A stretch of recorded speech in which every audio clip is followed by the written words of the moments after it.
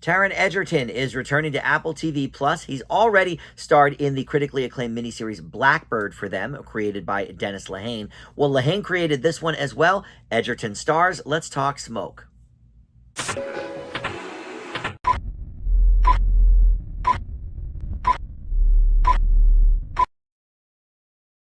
Hey guys, Dan here. This is Dan Reviews It. Welcome to my TV review for the new series Smoke on Apple TV Plus. This has 2 episodes so far that have aired, so this review will be just about the start of the season. There's going to be 9 episodes total, but so far just these first 2 have come out. Apple TV Plus doing the once a week rollout as they usually do, so every Friday you can catch a new episode of Smoke for the foreseeable future.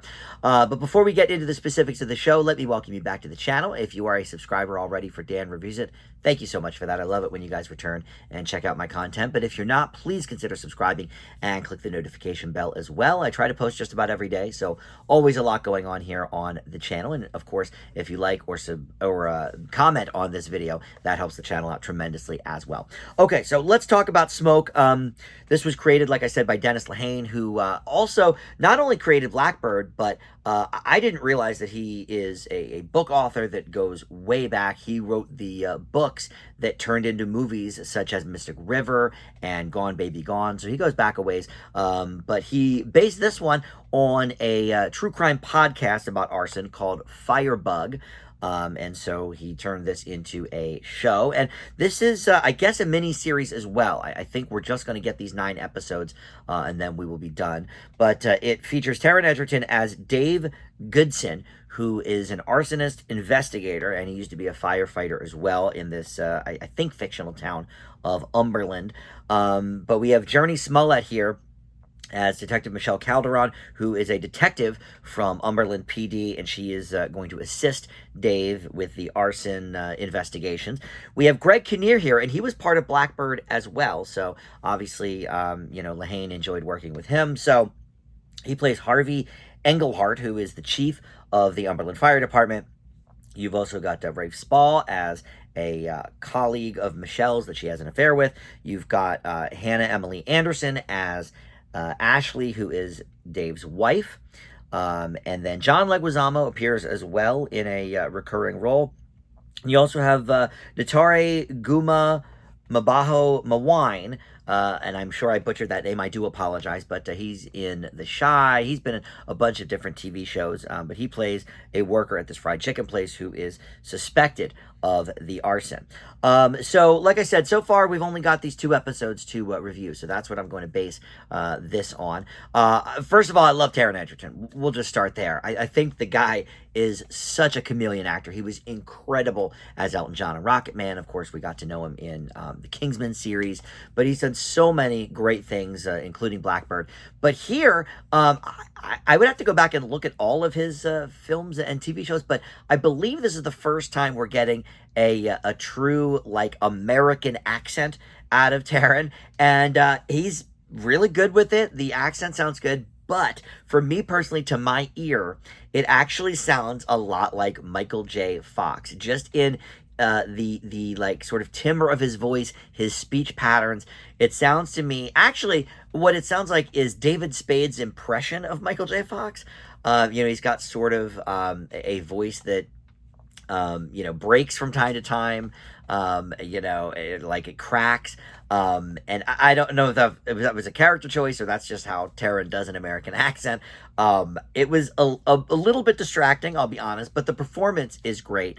And the performance that really actually impressed me the most is Jurnee Smollett, because look, I already love Taron Edgerton. I already, am a big fan. He's done a lot of great work, and even in like a subpar project like that movie he did last year for Netflix, Carry On, it was called. Like, that's an okay movie, but like his performance elevated, the sort of tired material, right? And so I already knew was great, but Jurnee Smollett, we've seen her kind of grow up. I mean, she first was starring in movies like in the 90s, and then Friday Night Lights was I guess probably one of her biggest breaks. She was in the last 2 seasons of that TV show, and she's been appearing from time to time, but I haven't really seen her too much lately, and this is some pretty heavy material. and the two of them play off each other fantastic. I mean, the chemistry is great here, and there's some really, as you might expect with this material, intense scenes. And there's some dialogue heavy scenes between the two of them, but then there's also, some action sequences with the fire and stuff. That she's not really a part of. She's more on, like I said, the investigation part. But the two of them, man, play off each other very well. I have missed Jurnee Smollett. The last thing I really think I have seen her in was Lovecraft Country, which she was great in that too. That was a miniseries on HBO.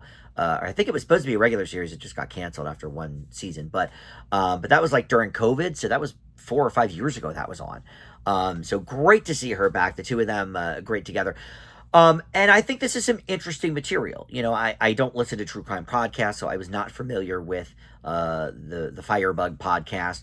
But arson and fires in general are very interesting to me. One of the things that scares me the most in life is fires and tenable fires and my house catching on fire. Like that is something that goes back to childhood. I don't know. I must have seen some movie or TV show or something that scared the hell out of me with that. But in any event, so I find the subject matter interesting. What weighs this show down, though, for me, is that there's too much going on, specifically with Dave, with the Taron Edgerton character. Because, okay, so he's an aspiring novelist. He's writing this novel about fire and arson and firefighting and fire investigating and the things he knows the best, right? But so his narration, like especially at the beginning of the first episode, you just think, oh, okay, this guy's narrating, but it turns out no, he's actually trying to sort of write chapters of this book or whatever. We find out in the second episode that his book was rejected, so he's in a bad place because of that. But then he's also got this marriage that is kind of falling apart. He's arguing with his wife about what's going on between them and between her child, who is the stepson of Dave. And so there's like a lot of things going on with this character, and I'm not sure that I'm either connected to all of it, or do I just want to focus more on the fire stuff. Not that the stuff with Dave isn't necessarily interesting, but I think it takes away from the truly interesting stuff about this show, which is the investigation, the fires, and all of that. And we get a big reveal. I won't talk about it here for spoiler's sake, but we get a big reveal at the end of episode 2, and hopefully, that will that isn't revealing its hand too soon, let's say, because we find out a little bit more about who is actually, setting these fires, and does that ruin the sort of intrigue for the remaining episodes? I don't know, because like I said, we've only had 2 episodes so far. So I wonder if it's playing its hand too soon, but I'm willing to go along with it, because so far the writing has been pretty good when it comes to that stuff. I just think there's too much going on with Dave's character that, again, it's not that I don't really care about it, because I like the character and I love Taron's performance, but I'm not sure if we can balance all of this within one show, because I think it leaves some of the other characters with a little less development and plot, whereas we're really focusing on Dave's, outside of work life. I don't know. So I'm not sure that all connected for me. We'll see in the remaining 7 episodes, which I will be watching. I enjoyed this so far. I just hope they find a way to connect all these pieces, and I hope that they're not playing their hand too soon with the big reveal at the end of episode 2. I hope they can sort of, stretch out the intrigue a little bit longer, maybe in some other places with this show. But some great performances and, an intriguing premise, certainly. I leave Smoke for now with a B. And we'll look forward to new episodes of that every Friday on Apple TV+. All right, thank you so much for watching Dan Reviews It, and I'll see you next time. Bye.